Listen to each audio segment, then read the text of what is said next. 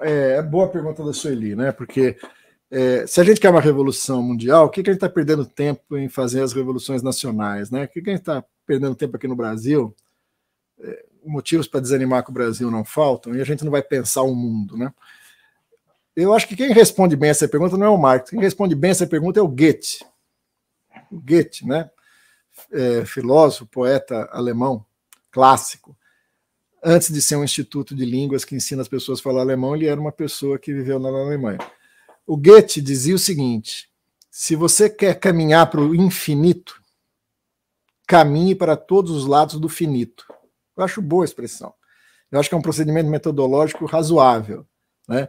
Você não vai conseguir chegar na Revolução Mundial se você não construir em espaços nacionais isso. E não porque eu tenho nenhuma ternura nacionalista, não a tenho. Mas pelo seguinte, porque a luta de classe se dá no espaço nacional. Acho que quem equaciona bem isso é o Mesários. Ele fala, o capitalismo é mundial, certo? Mas o capitalismo não pode prescindir do espaço nacional e, portanto, dos estados nacionais. Algum tempo atrás houve um mito, né, que o capitalismo monopolista chegou a tal ponto que as fronteiras nacionais seriam explodidas e formariam blocos, né? Isso é tão forte, foi tão forte ideologicamente, que até o War, sabe aquele jogo de tabuleiro? Ele mudou o mapa criando blocos no lugar de países. Vai sumir as fronteiras nacionais. É um belíssimo texto do Michel Lovy, em que ele fala no caminho inverso. Fala, vocês estão delirando. O que vai acontecer agora é exatamente o reforço dos espaços nacionais. A solução para isso está no raciocínio que o Mesários explicita, né? O capital é um sócio-metabolismo que precisa extrair mais valor da força de trabalho. Isso não pode ser feito abstratamente, mundialmente. Ainda que o capital seja mundial, ele transita por locais que eu preciso organizar a exploração da força de trabalho. Não sei se deu para entender. Não é fácil. Se você acha que é fácil, não é fácil, né? Não se preocupe que os capitalistas não sofrem, mas assim, é um trabalho difícil e tem uma série de instrumentos para tornar possível o disciplinar de uma força de trabalho nacional para poder extrair dela o mais valor. Isso envolve a polícia, isso envolve instituições políticas, isso envolve um trabalho de ideologia e os aparelhos para poder efetivá-la, né? E, portanto, isso se dá no espaço nacional, assim como as classes que produzem o capital, os trabalhadores, né, que produzem o valor a ser explorado, e a classe que detém os meios de produção, são classes nacionais, né? Elas atuam no âmbito nacional. Portanto, é natural, o próprio Marx fala isso e o Engels no manifesto, é natural que as revoluções iniciem, deem o seu start em espaços nacionais. Isso não tem problema, né? Agora, qual que é a contradição disso? É que o modo de produção que entra em crise nos diferentes países é um modo de produção internacional. Ele não é um modo de produção que respeita o espaço nacional, né? E aí está a teoria do imperialismo que é essencial entender, né? Mas como vai vir a Virgínia depois, deixa a Virgínia falar sobre isso. Apesar de que ela vai falar do Estado e do Gramsci, né? Mas perguntem para ela, né? Quer dizer, o capital é um metabolismo que atua mundialmente, flui de país para país, não respeita espaços nacionais, ainda que exija. Portanto, o neoliberalismo, né, como forma mais recente de organização disso, ao contrário do que ideologicamente propagava, não diminuiu o peso do Estado, pelo contrário, fortaleceu o peso do Estado, né?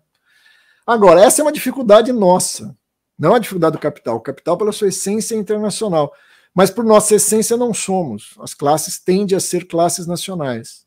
Por isso que a construção do internacionalismo é uma construção política, não é uma realidade derivada de fato, ainda que nós, enquanto classe objetiva, já sejamos de fato internacional. Isso não quer dizer que isso produz uma consciência de classe internacional.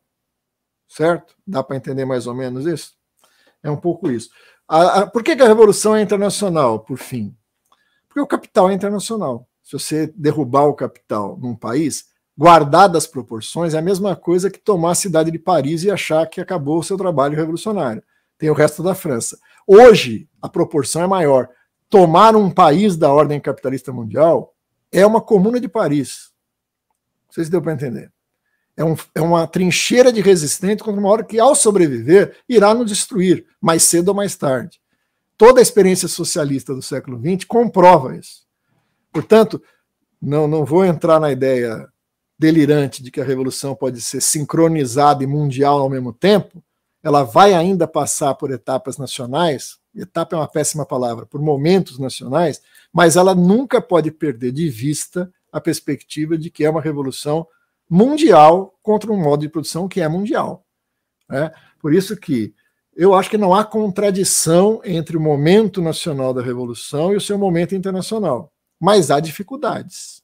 Uma delas é de ordem política, né? Porque para isso a gente precisa de uma organização internacional. Marx tanto sabia disso que criou uma, participou da criação de uma, que é a Internacional dos Trabalhadores, né? A Associação Internacional dos Trabalhadores, que foi conhecida como Primeira Internacional. Nós já tivemos 4, né? Tem gente que fala assim, bom, e agora? Não deu certo, vamos desistir. 4 não é um bom momento para desistir. Eu acho que a gente podia tentar mais uma vez. Eu acho que é bem... Hoje, mais do que nunca, é necessário uma internacional de trabalhadores contra essa força poderosa que nos ameaça enquanto humanidade. E ela é internacional. Então, a luta é internacional. Senão, a gente perde a perspectiva necessária de transformação na direção que nós acreditamos ser necessária.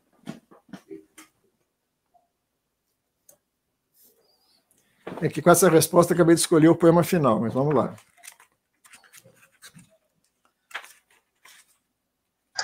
O Rômulo vai fazer a última, tem uma última pergunta que a gente selecionou, pode ser, professor? Pode ser. Então, pro camarada Mauro, pergunta do William Moura. Mauro, você acha que o avanço tecnológico, aplicados dos meios de produção, que tiram e diminuem a mão de obra humana, é um ponto de queda ou contradição do capitalismo? Então, essa é uma boa pergunta, porque essa é uma das matrizes, uma das raízes daquilo que foi, ao meu juízo, a maior ofensiva ideológica contra o marxismo na sua história. Como eu falei no início dessa fala, durante todo o tempo, em vida de Marx e posterior, o marxismo foi atacado violentamente, tentando definitivamente superá-lo, né? Mas a atual ofensiva ideológica contra o marxismo, que combina várias coisas, né? Que acho que combina aí o pensamento pós-moderno, mas combina também uma certa visão teórica que surgiu, né, nas universidades e se alastrou, que são aquelas teses sobre o fim do trabalho, sobre o fim das classes, etc. e tal, que vicejaram na segunda metade dos anos 80, mas tem suas raízes lá nos anos 50 e que foram muito fortes nos anos 90. Né? Hoje estão meio debilitadas, né? Mas foram muito fortes. Por quê? Porque ela partia dessa conexão entre o desenvolvimento da tecnologia e a diminuição do papel da força de trabalho, e, portanto, da classe trabalhadora, na própria constituição do capital. Não é uma provocação aleatória, nem leviana, até pela qualidade de quem a propôs. Né? São vários pensadores e muitos deles com consistência. O primeiro deles que eu posso falar, que até por prioridade cronológica colocou isso, é a própria Hannah Arendt, lá na Condição Humana, nos anos 50. Que ela faz exatamente essa conexão, vai desenvolver a tecnologia, não vai chamar de forças produtivas, né? Vai desenvolver a tecnologia e a tecnologia vai superar a necessidade do trabalho. É um antigo sonho da humanidade. Antigo por quê? Porque ela está remetendo a Aristóteles, que, para quem não sabe, é o filósofo de preferência dessa senhora, extremamente conservadora, diga-se de passagem. Né? A Hannah Arendt, como aristotélica, acredita que a tecnologia, ao desenvolver, livra o ser humano do fardo do trabalho. Né? Aristóteles ironizava isso de que maneira? Isso é impossível. E veja, é interessante porque, seguindo essa tradição conservadora, Aristóteles falava isso para justificar a escravidão, vamos lembrar, né? Então, não dá para superar a escravidão, por quê? Porque como seres humanos precisam viver, e para viver precisam de instrumentos, e os instrumentos não se movem sozinhos, eles precisam quem os mova. Felizmente, a natureza criou seres cuja natureza é mover esses instrumentos para nós, que são os escravos. Então, os escravos movem os instrumentos, produzem a vida e nós podemos exercitar a vida plena. Né? Porque a vida plena, para Aristóteles, vocês sabem, não envolvia o trabalho. Né? antes que criticar Aristóteles, você que tem que trabalhar e estudar à noite sabe que é difícil mesmo, né? Então, o trabalho, ao ser eliminado da necessidade humana, só poderia ser por instrumentos que se movessem sozinhos. O Aristóteles fala, como isso é impossível, vai ter que ter escravo para movê-los. O que a Hannah Arendt fala? Né? Não era possível para Aristóteles, na Grécia Antiga. Mas hoje a ciência e a tecnologia desenvolveram meios para fazer os instrumentos moverem a si mesmos, sem a intervenção da força humana. Portanto, a tendência é crescer a tecnologia e diminuir a força de trabalho. Isso é uma maldição para Hannah Arendt, porque toda a sociedade se estrutura em torno do trabalho. Portanto, você teria uma sociedade de trabalhadores sem trabalho. Isso é uma maldição que ela prevê. Ela fala o seguinte, dentro de décadas as fábricas estarão vazias. Né? Eu quero dizer para vocês duas coisas. Primeiro, as décadas passaram e as fábricas não estão vazias. Essa é a primeira coisa. É impossível eliminar o trabalho sob o capitalismo. É impossível. Isso é um mito ideológico, é algo que esconde e impede que o real seja visto, e não uma constatação científica. A força de trabalho no mundo cresceu, em números relativos e absolutos. Cresceu. Aí é o caráter internacional do sistema. Se você pega os 5, 6, 7 países mais ricos, a força de trabalho é estagnada, ela em números absolutos, não cresceu. Em alguns casos, poucos, aliás, né? Relativamente diminuiu. Mas se você pega os 5 países chamados emergentes, no qual o Brasil se inclui, Rússia, África do Sul, Índia, China, Brasil, etc., a força de trabalho praticamente dobrou nesses países. Vamos lembrar que está incluído aí a China, né? Com aquele pequeno número de pessoas. Então, em números absolutos, mais do que dobrou a quantidade de trabalhadores no mundo. Por quê? Porque não inventaram um jeito, e aí a crítica da economia política de Marx nos ajuda muito a compreender, de produzir valor e extrair mais valor sem o consumo da força de trabalho. E aí que está a questão central do William. Né? Isso será a verdade na época do Marx, mas hoje não é mais? Não, hoje ainda é, William. Né? Não que a burguesia não desenvolva tecnologia e que não tenha diminuído o consumo da força de trabalho direta. Mas essa é a maldição do capital, não é a saída dele. É isso que produz aquela contradição que no livro 3 o Marx trabalhará, que é a alteração da composição orgânica do capital, onde os elementos fixos do capital, tecnologia, máquinas, estão aí incluídos, crescem em proporção ao consumo da força de trabalho. Mas sabe qual é o efeito disso, para quem entende de economia política? A diminuição tendencial das taxas de lucro. Vamos supor a fantasia impossível de que toda a força de trabalho fosse poupada e o mundo inteiro funcionasse por máquinas que produzem máquinas, que entregam máquinas em casa, que produzem produtos, que entregam produtos em casa, e, portanto, a gente eliminaria a necessidade da força de trabalho. Se esse fantasioso cenário efetivamente se realizasse, as taxas de lucro cairiam para zero. O capital só se reproduziria, ele não conseguiria reproduzir de forma ampliada. O custo bateria com o final do valor dos produtos. Certo? Quer dizer, isso é algo que não vai ocorrer.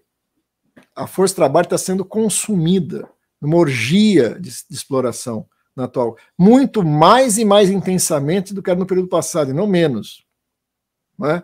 Por isso que esse é um mito que faz parte da ofensiva ideológica. Por quê? Porque se eu acredito nisso, e veja, para não deixar no vazio, Marx traça essa tendência, a tendência que entrasse é Marx. Né? A burguesia tende a investir proporcionalmente cada vez mais em capital constante do que capital variável. Essa é uma previsão de Marx, e é verdade. A conclusão de Marx é que isso leva a queda na taxa de lucros e, portanto, à crise. Né? Mas em nenhum momento Marx vai falar que isso chega no zero e, portanto, inviabiliza o capital por um colapso. Isso não é de Marx. Certo? Por isso que ele fala a expressão queda tendencial. Porque junto com a queda tendencial das taxas de lucro, existem contratendências que repõem a taxa de lucro. Eu não vou me estender aqui falando, mas está lá no livro 3. Né? Se alguém para tratar de economia política certamente aqui, e vai explicar direitinho essas contratendências. Eu acho essencial para entender o mundo de hoje. Né? Por isso que a força de trabalho não desapareceu. O trabalho ainda gera o valor que vai aparecer na acumulação privada da riqueza. O fato de que, proporcionalmente, no conjunto da população, a força de trabalho ativa tende a diminuir em relação proporcional ao conjunto da população é algo que já estava detectado na época do Marx. Por isso que o Marx fala em força-trabalho, exército industrial de reserva, força-trabalho latente e força-trabalho que vai ficar para ser explorada e não será explorada, né? Que esqueci o nome que o Marx usa para isso. Mas não é o exército industrial de reserva, é o que sobra do exército industrial de reserva, além daquela força-trabalho latente que a qualquer momento pode ser incorporada ao exército industrial de reserva. A estagnada ou qualquer outro termo que o Marx vai usar para isso. Efetivamente, isso é um enorme problema para o capital. Enorme problema, porque é uma massa sobrante que continua com aqueles vícios adquiridos desde criança, que é comer, dormir, vestir, morar, etc. e tal, e não vai ter lugar na ordem capitalista para atingir isso. Isso está na base de uma série de problemas do mundo contemporâneo que a gente poderia aqui estender a horas. Portanto, a queda, né, quer dizer, proporcional da força-trabalho incorporada na produção de valor em relação ao conjunto da população geral está longe de ser uma solução para o capital. É, na verdade, uma contradição insuperável que está na base da possibilidade e da necessidade da sua superação. É um dos elementos daquela contradição que a gente se referia, né? É isso. Professor,